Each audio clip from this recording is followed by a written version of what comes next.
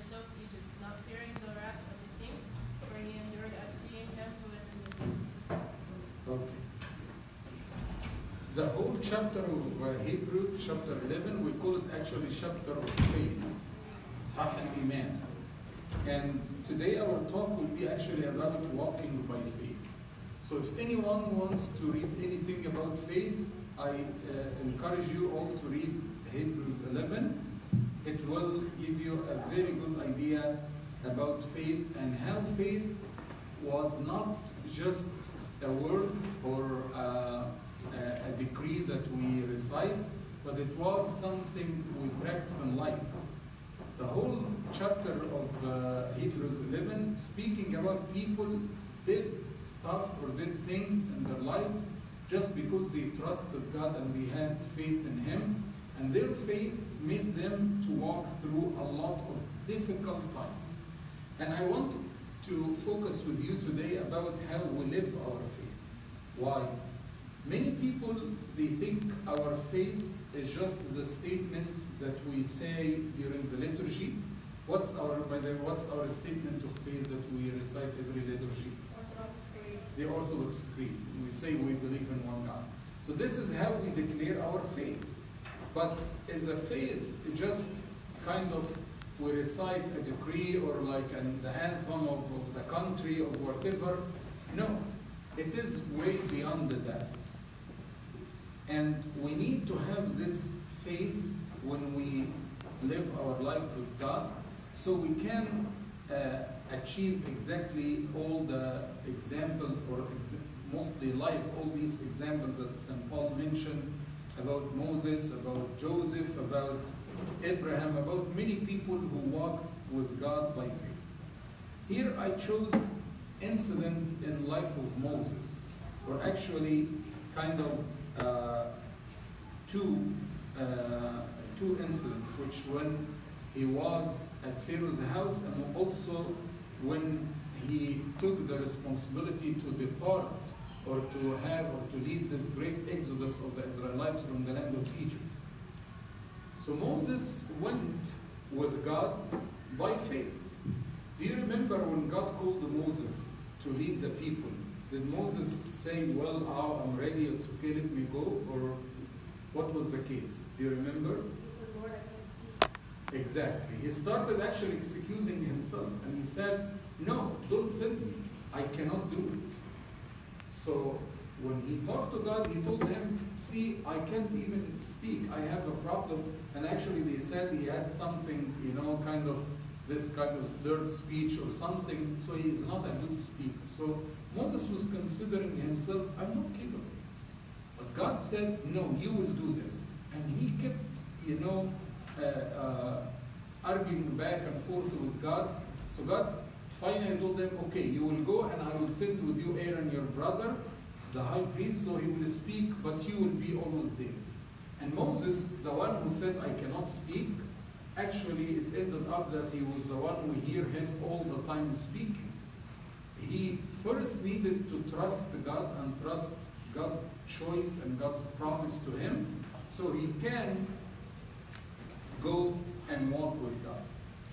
Here, St. Paul mentioned about how Moses, growing up in a place that he had all the enjoyment being in Pharaoh's house, but he willingly, he actually accepted some kind of restrictions, let me say it, sufferings, just not to enjoy the sin. Because at that time, if you lived with all Pharaoh's styles and style in Egypt, in this great palace, you would be kind of forced or obliged to do a lot of bad things. But he said, well, I will make my choice to go with God and not to enjoy this passing pleasures of the sin. As he said here, choosing rather to suffer affliction with the people of God than to enjoy the passing pleasures of the sin. Now, let me share with you how to live the faith. If we say, well, Moses had great faith in God, or Abraham, or who, but now I feel like sometimes our faith is just like theories, teachings, but when it comes to real life, few people actually they walk with God with this great faith. We want to discuss how to make our faith kind of a life one. Something, as St. Paul mentioned, this faith working through love. So how to make the faith work? First, I think many of you maybe heard the story before. I just gonna tell it so we can just get introduced to what we want to discuss in practical faith. This story says that a farmer used to have some farm animals helping him in his big ranch, and at certain time he found out that his donkey is getting very old and is not anymore capable of working. Maybe you heard this story before, so he decided to get rid of the donkey. At that time, it was in old times, so he couldn't do anything and felt bad to kill the donkey. So he said, well, we have like a very far in the ranch, like a very old well, dry well, there is no water in it. So he said, I'm gonna throw him in this well, and of course, the donkey cannot climb. He's not like those animals who can do a lot of work like this. And he said even this well was a very old one, and we wanted to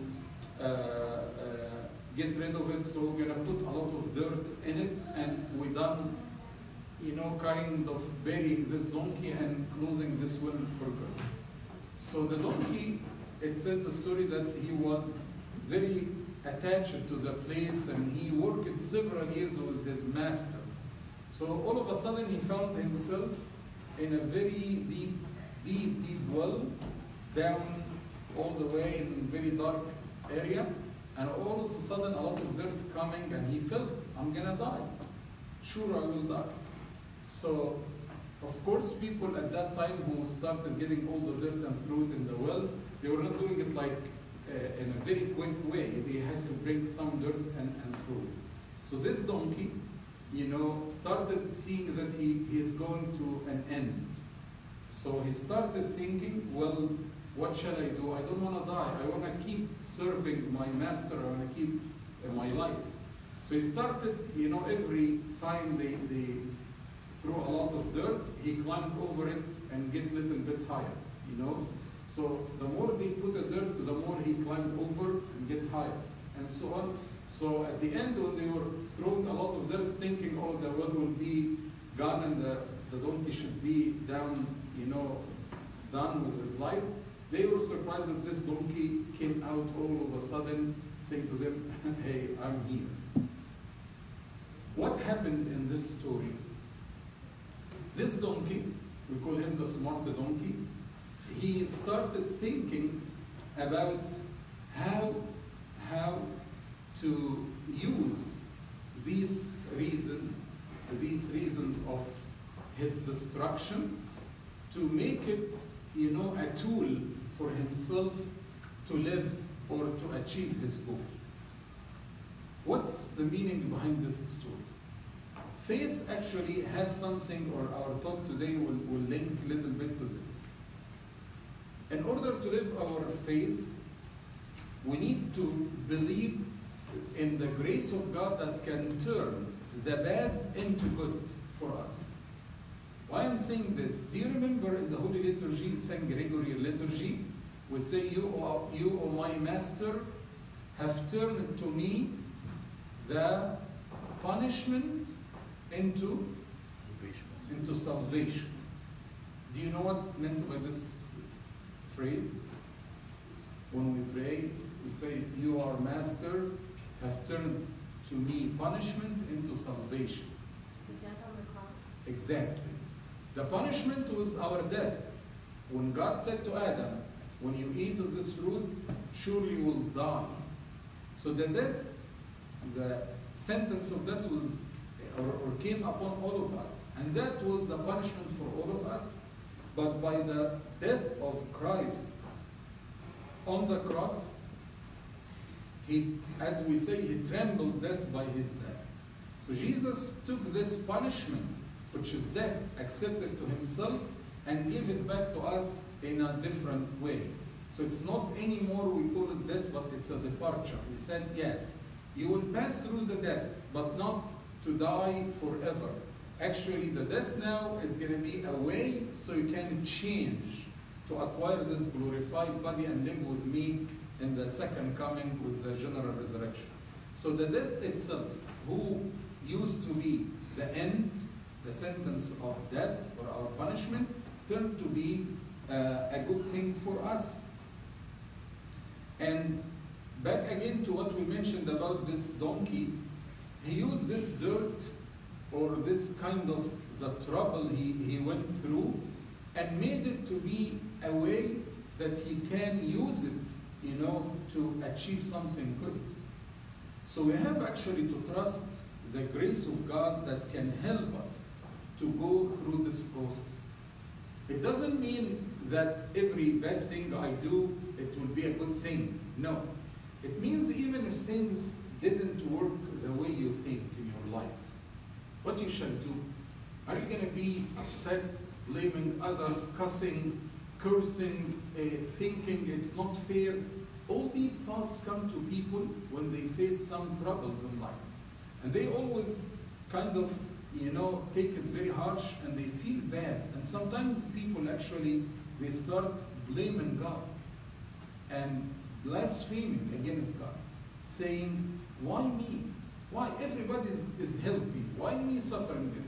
Everybody having this, why not? Everybody succeeded in his relationship, why me? A lot of things like this, and people will be sometimes very upset and blaming God for things like this. My point here, we need to trust that God can, even bad things that can happen around us, our faith and our trust in God, that He can take us through all these difficulties and make it a way, to improve. What it means from us, it needs from all of us to think in a different way, and this will be actually another point to discuss. But we have to trust that God, even though things can go wrong or can consider to me as not a good thing, but my faith and my trust in God will be that He can take the bad things and make it a good thing for me. The perfect example for this concept, we find it in the story of Joseph in Egypt. Joseph went through a lot of difficult times, thinking from the beginning when he was just a young teenager. He was hated by his brothers. He was envied, and they made a big conspiracy against him. They sold him as a slave. He went and was treated as slave in the land of Egypt, although he was the very spoiled child with his dad. Not only that, but even he accepted to be a slave. He was falsely accused by a bad accusation, very shameful one, that pushed him to be thrown into jail. And in the jail, he had a little hope of getting out of it when he mentioned to the people who saw the dreams, the one who gave the dream to the king. He told him to mention his name or to remember him, and this guy forgot him completely. So it was totally difficult, I'm sure. And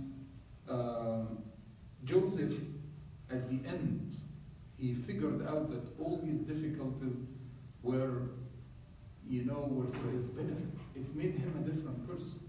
By the way, I always say, think about Joseph from practical point of view.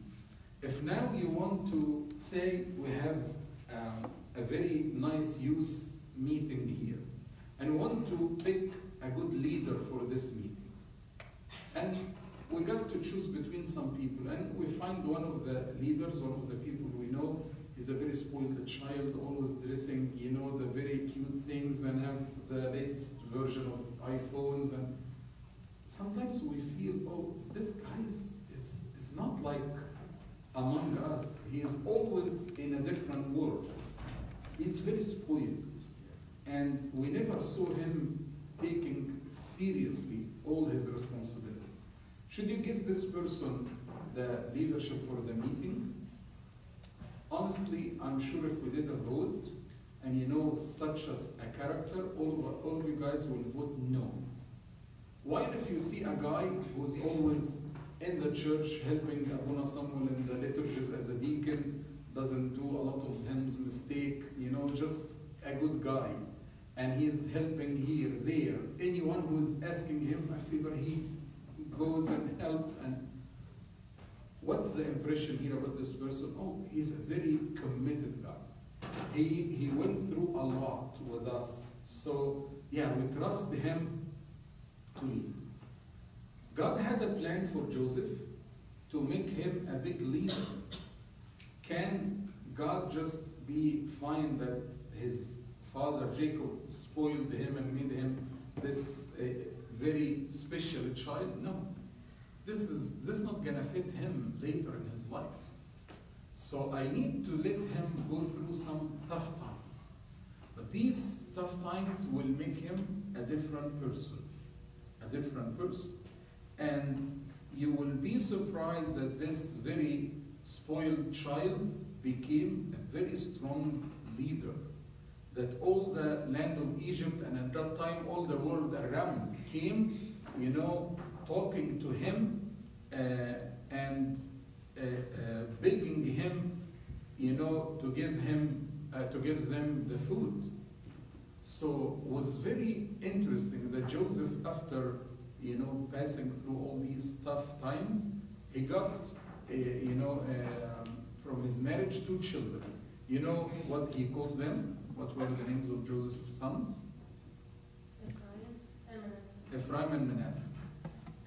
Manasseh, from the word, the Arabic word actually, Manasseh or Yansa, which is mean to forget. So he said, he called the first Manasseh saying, because God made me to forget all the labors and the sorrows that I went through. And Ephraim or Ephraim means? A half-baked pancake. It's a half-baked pancake. Ephraim means the fruitful, a fruitful person.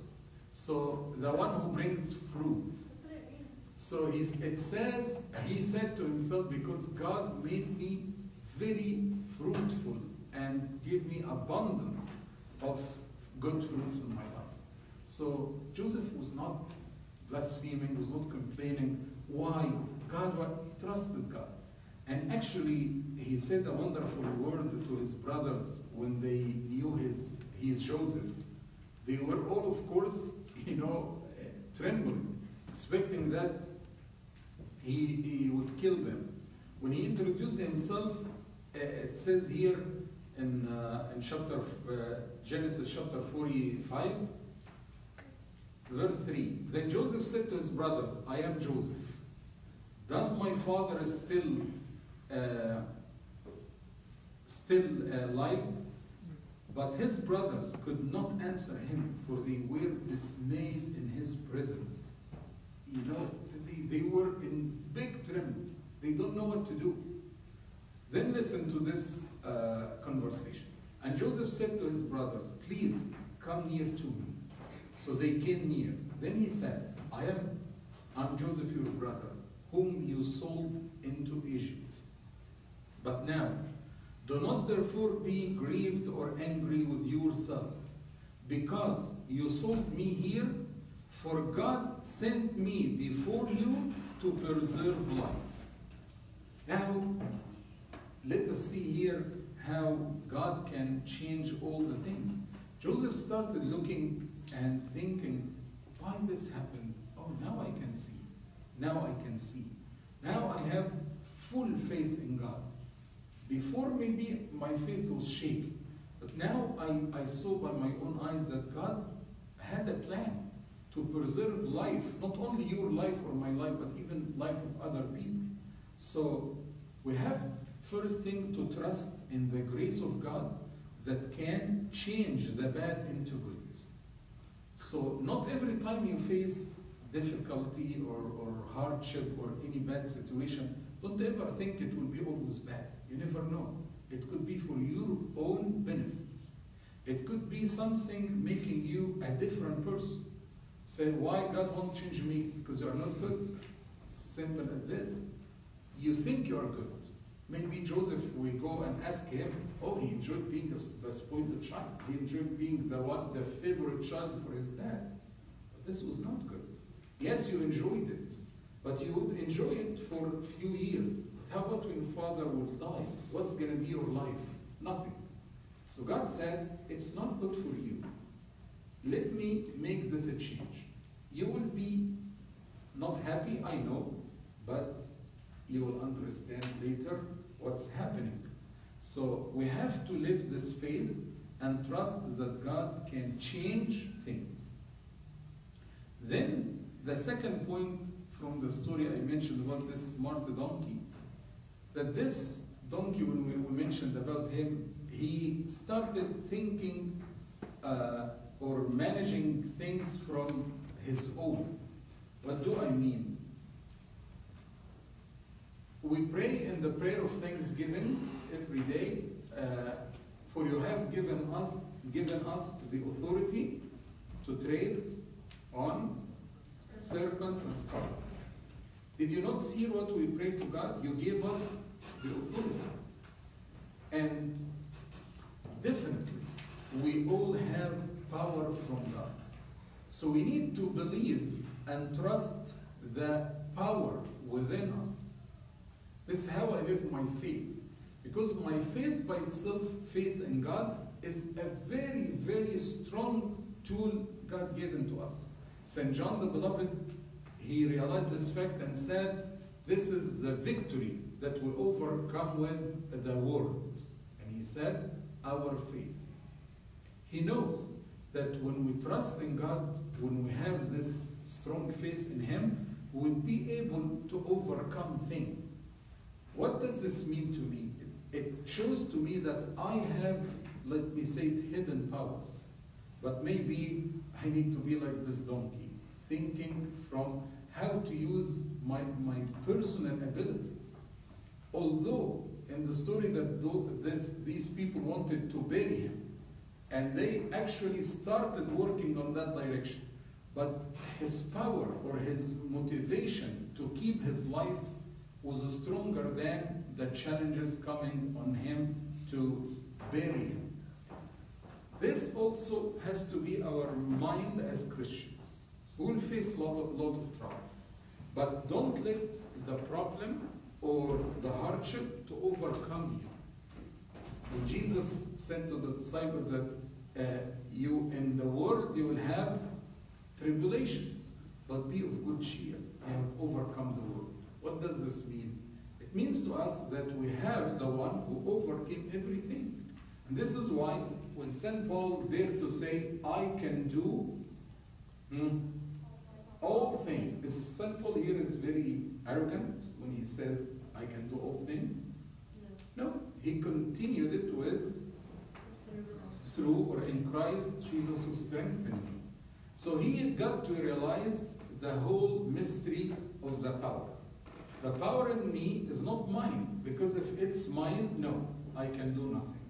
But if it is the God who is in me, or my Lord and Savior Jesus Christ, who strengthened me, then I can dare to say, I can do all things.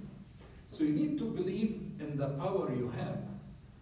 Many people, the easiest thing, no, I can't. No, I can't. Believe, please, don't say no, I can't before you really judge if you can or not. I remember one day I was talking to a young lady about a problem in her life. That was through a confession session. And I noticed every time I tried to give her like a spiritual exercise or something or to do in this issue, her first answer was always, I can't. So I told her, actually, by that mentality or that attitude, I doubt you will help yourself or you'll solve your problem. So she didn't like what I said. And she went through a lot of tough times to a point where she started seeking professional counseling. And she came after a while and told me, Buna, you know what? The council told me the same thing. The word I can't is repeated a lot in your mouth, and this reflects that you don't know or you don't value what you have. Told her, not like I'm a counselor, but I told her this is basic knowledge from the Bible. If you start reading your Bible and getting into a good spiritual life and relationship with Christ, you will understand and you will realize there is a power. You know, if you have a good device, like a good phone or a good computer, but you don't know or you don't understand how to operate it, this is not the problem of the device. The device has a lot of capabilities, but you don't know. But the moment you know how you operate it and how you can use all the programs on this computer, you will enjoy it. Why? Because now you can do this, you can do that. So basically God, as St. Paul said, God did not give us the spirit of despair or of failure, but He gave us the spirit of power. Allah لم يعطينا روح الفشل بل روح القوة والمحبة. Sometimes we think, oh, I can't, or definitely I'm not going to be able to pass this exam, or I failed a lot. Well, that may be not because you are bad. Even if in that subject you cannot do it, try to find out what's strong in you and go do it. Because many people, they start getting into this despair or feeling of helpless. No, that's not from God. That's from devil.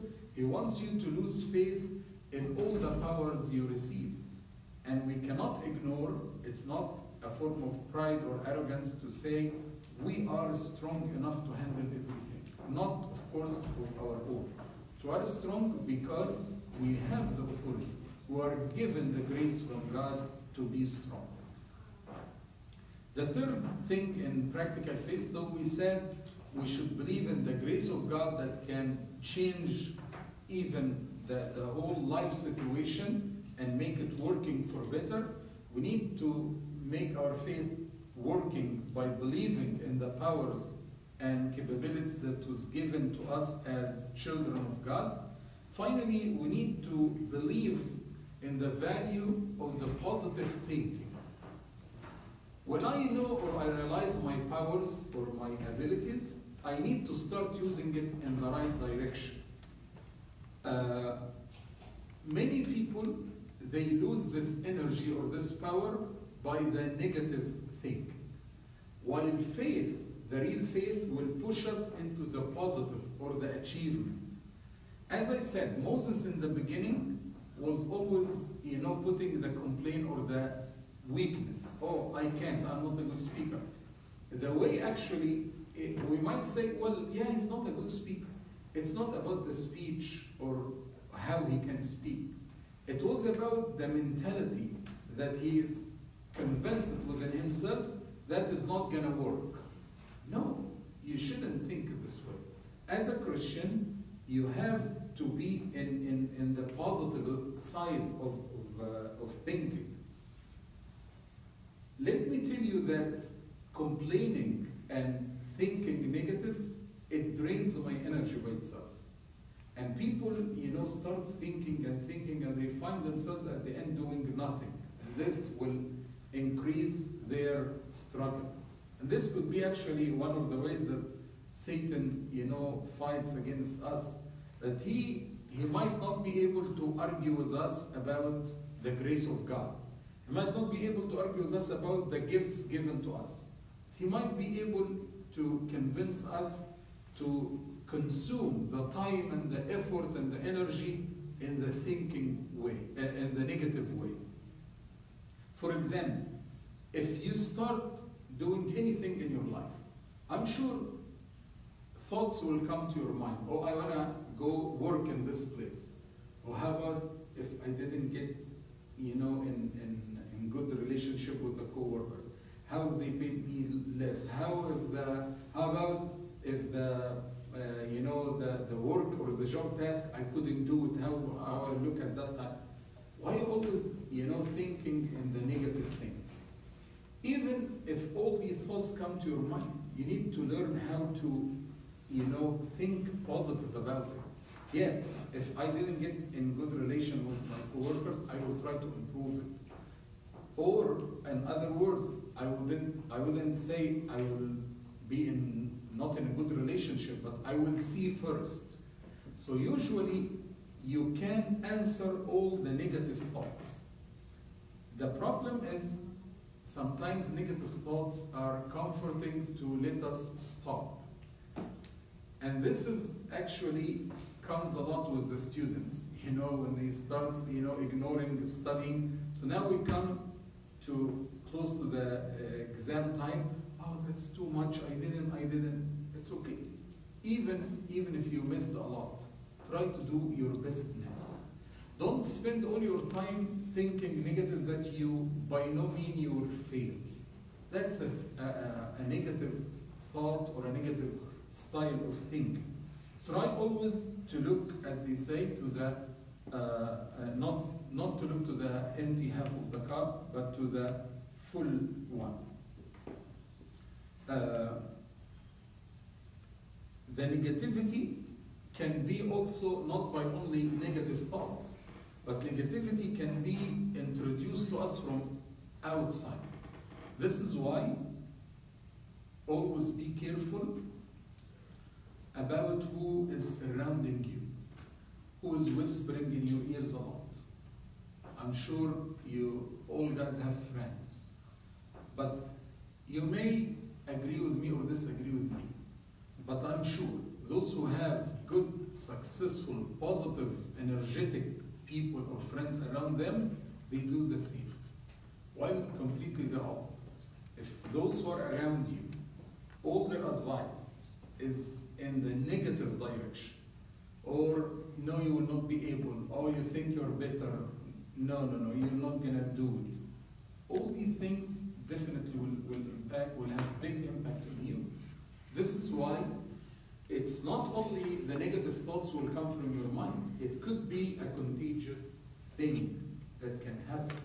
So be honest with yourself. If someone keeps introducing to you this negative energy, I tell you this is not from God. Even if he's trying to make it look, oh, this is reality. I'm not saying this to stop you, but I don't mind to make my calculations. But even though, if I'm not going to be able to do this, I don't want to be always stuck in a dead-end road. I want to find an exit to my life. I'm not going to be always walking and find that no outlet. It means to me I'm going to sit down and cry. I will find a way. So if you have this mentality in your life, you definitely will avoid and will overcome any negativity. And you need to believe that you have the capability or the ability to do that. So you need also to believe in the power of positivity. This is something very important. So I don't want to limit our faith only in a statement of an Orthodox creed. That's good to have this dogma or this teaching to build up your faith and to know God whom you believe in. But are you going to just be believing in God? Let me tell you what St. James said about believing in God alone. He said, do you believe in God? Well done, you do well.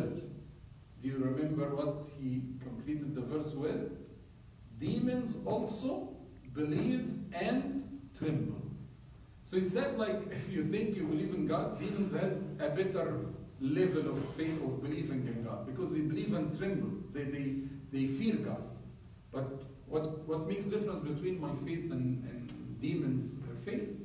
Demons believe in the existence of God, and they afraid or fear him because he will punish them. But we believe in God and fear him not the same way, because our faith in God will motivate us not to be always in the dark side, but our faith helping us to acknowledge and thank God for all His graces He gave to us, our faith in God makes us to understand and realize the power and authority we received from Him. Faith in God makes us to value how to achieve and how to overcome, how to be positive. Because we're going to be faced with a lot of failures in life. Don't ever think you will not experience failure. You will, but it's not the end of the world. Don't ever think your failure means, you know, the end. It says about, I guess Thomas Edison, the one who did all the electricity thing, they said the story that he was doing like a trial in his lab, and he kept repeating, he wanted to prove like a theory in electricity or something, and he kept repeating the trial for more than 700 times, and it fails. And he wants to find the secret, why this? So it says the co-worker with him told him, like, what are you going to do now? This is maybe like the 700 times we fail. He said, no, we didn't fail 700 times.